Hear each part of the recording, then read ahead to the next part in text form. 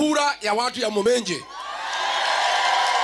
Na mimi Rigiji mtoto ya Maumau nitakaa hapa mpaka Karis atangazwe kama mjumbe wa Mbeere North.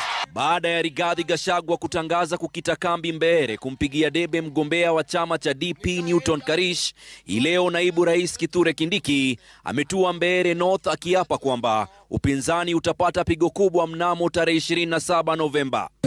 Wewe nakuambia kwamba tumefika hapa, chuma chako kiko motoni, do what you thought you can do and we are ready for you. Profesa Kindiki akimkashifu Gachagua kwa kutoa cheche za siasa dhidi ya viongozi wa UDA kutoka Embu. Hawa wanaume wamezoea siku mingi kutusi viongozi, na wanaona tukikimya wanafikiri sisi ni waoga. I want to challenge them. I want to dare them.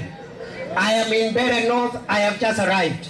I am not leaving here until the 28th of November. Nataka tukutane na hao wanaume mondo kwa mondo, man to man, face to face.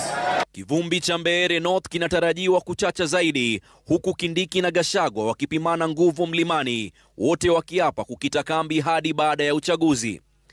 Melita Oletenges, runinga ya Citizen. Tukisalia kwenye masuala hayo ya kisiasa ni kwamba mpasuko ndani ya